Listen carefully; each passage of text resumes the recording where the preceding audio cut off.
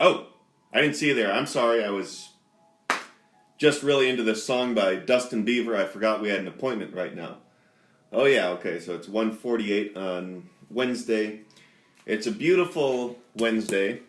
It's very windy. You might actually even be able to hear some of the wind as I'm doing this, even though the door's shut right now. And it's beautiful. Blue sky, puffy clouds. One of those days that you can kind of just think all must be well in the entire world because it's sunny right where I am. And who knows, maybe we are having a moment of global relative relaxation right now, possibly, I don't know. But the likelihood is that there's a lot of BS going on all over the place, and that it's pretty cloudy and depressing, and there's chemtrails and shit all over the sky in many places. And so, however good you're feeling at 4:30 p.m. with sitting on a sunny deck during happy hour, having your favorite beer in the world, you always got to keep your toes on the ground and fingertips in heaven, as I say, meaning that you always have to remember what this world is and what heaven is. So you never lose touch with the ground. You never lose touch with the fact of human existence, of the human condition, that it is horrible and is a problem that needs to be solved. It's not a mystery that needs to be lived. I don't know who said that. I don't know what jackass said that, but we ought to hunt them down and force him to recuse it on the penalty that will hang him naked from a flagpole in a public square or something. Because life is not a mystery to be lived. God does not keep secrets from us. God lets us know who He is exactly. And He lets us know who we are exactly. And all we got to do is get rid of the BS, and that's all. There's no mystery. No mystery.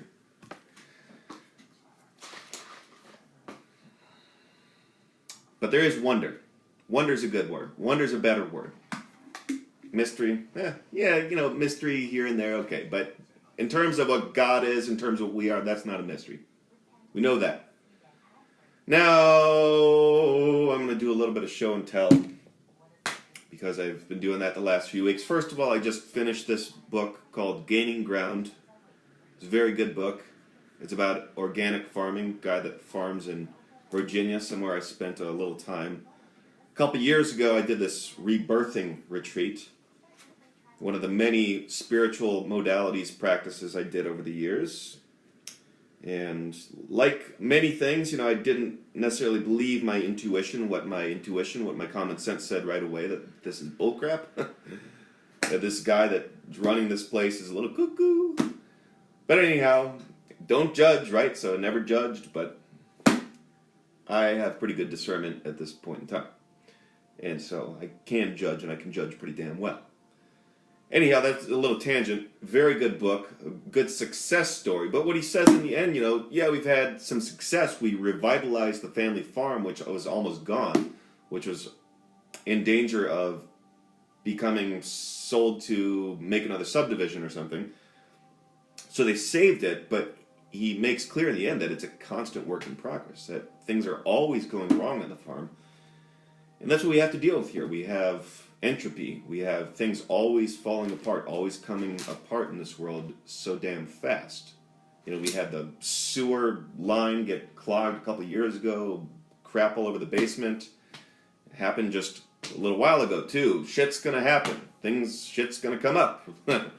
Literally, in that case. So shit's always gonna go wrong. So no matter how great a day you're having, however sunny a day is, you got to remember, toes in the ground. Remember what this is.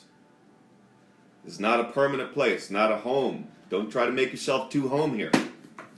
Don't try to use all your resources to make yourself comfortable here. Because your comfort means that a whole bunch of other people have to make you comfortable.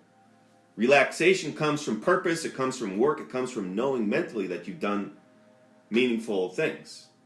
That's how you get relaxation. And speaking of relaxation, with this whole Lyme disease, with this whole salvation thing, I'm going to get to that word in a second. I don't have relaxation in many typical senses of the word. I have to pretty much stimulate my nerves such that the sensations the desirable sensations trump the undesirable sensations. So if I'm in a hammock and there's a nice breeze and I hear the birds, and I get the feeling of being cocooned by the hammock, those sensations trump the negative sensations of the headaches, the electricity. And I'm going to get to the bottom of this. Hopefully this year I'll find out, okay, this is just Lyme disease? This is just a bodily thing, an earthly manifestation thing or it has a deep spiritual kind of process that's going on with my body? Why am I constantly buzzing all the time with electricity? Is that Lyme disease? I don't hear about that so often, but the headaches go right along with it. So I'm going to do as much as I can to knock whatever pathogens are out of my body so I can kind of rule that out, maybe. Or maybe these symptoms will be eradicated by all this stuff, like drinking this god-awful concoction right here. I'm not going to take a sip of it because I'm going to need a chaser, and I don't want to get a chaser right now. But that's crap I drink. It's got about 6 or 7 different things in it, all of which are supposed to be very, very good for you. All right, 6 minutes. Okay, I wanted to share a couple other things. Coconut. I've been doing this coconut here, shredded coconut. It has to be shredded. You don't want that, or not shredded, flakes. They're flakes. They're coconut flakes. They're not shreds. It's a little bit larger than a flake. I don't know if you can see that. And then I put some mixed nuts and, can you see that? Yeah. With dried fruits. No raisins, but blueberries and cranberries and stuff. And I mix those together, mostly coconut. And I put some almond milk, and I eat it like cereal. It's pretty darn good.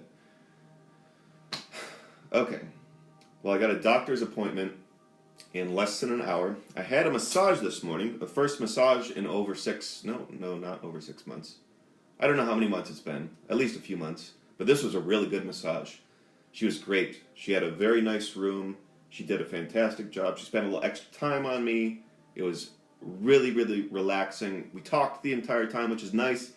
And yesterday, that's when my hair is all messy, and I don't actually want to comb my hair. It looked better a couple hours ago, right afterwards, than it does now. It's been like, 3 hours.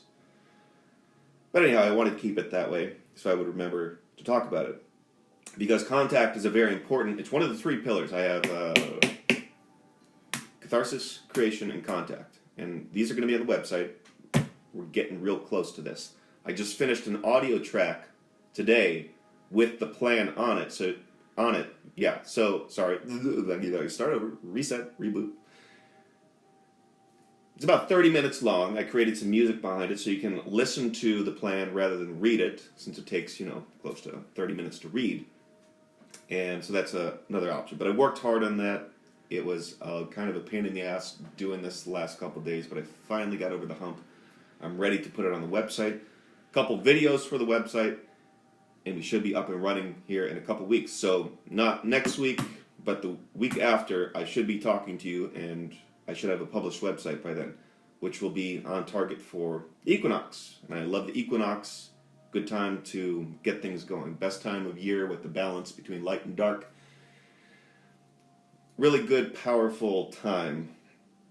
And that's part of why, this is a very kind of equinoxian kind of day we're having here. Very bright, windy, beautiful clouds in the sky. One of those days, again, that you might get your toes a little off the ground and think, okay, everything's perfect here. Anything else to talk about? Let's see.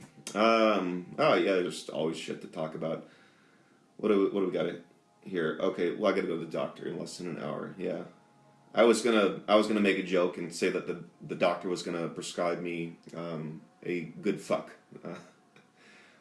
but I'm not gonna do that joke. But I just told you I don't have enough time to talk about this last thing. It has to do with people that have these spiritual experiences, like going out of body and traveling to the astral realms and stuff like that. That they're pretty much useless people. And that we need to get away from spiritual experiences per se and really get clear on the fact that sanity is all that's important. So the only thing that we need to do is become sane.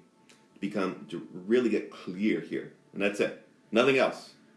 And I realize I probably sound insane to the insane, but I am quite sane to the sane. And all I care about really is the same.